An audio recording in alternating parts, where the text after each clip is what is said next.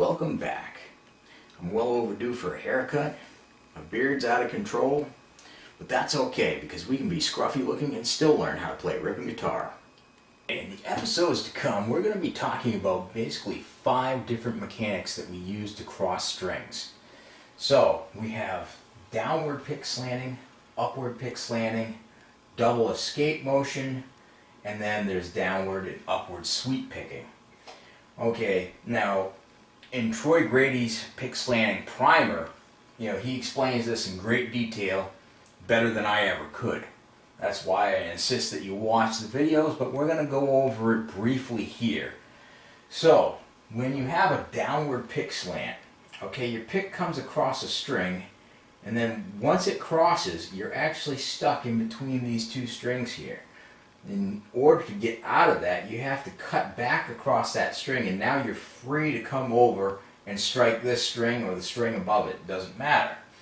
Okay, it requires 2 pick motions in order to do this. So whenever you're picking in even numbers, that works for a good pick slanting motion. Okay, so the opposite of downward is obviously upward pick slanting. So you pick an upstroke here, now you're stuck in between the strings, and in order to get out, you have to come across the string this way.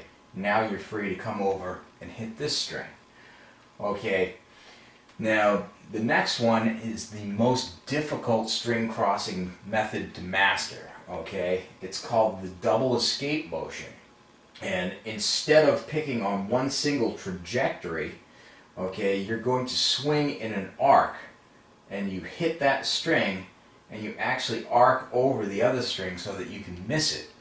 Now, in order to do this, it usually takes a pretty wide arc. If you watch the Steve Moore's video that Troy Grady does, you can see that he has a really, really wide picking motion.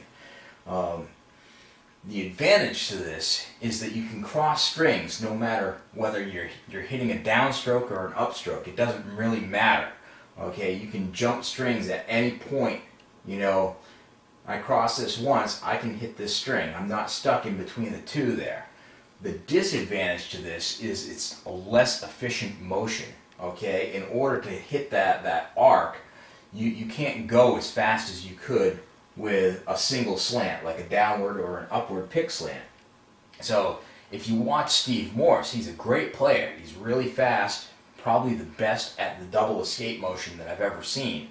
However, he can't hit speeds like a Paul Gilbert or a Michelangelo Badio, just because this picking motion just can't compete with the efficiency of a downward or an upward pick slant.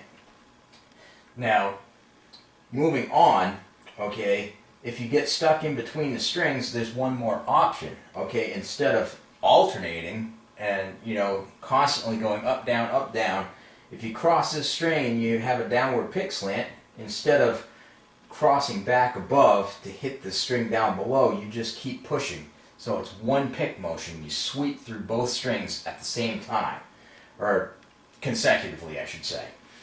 And obviously an upward sweep is the exact opposite motion of that.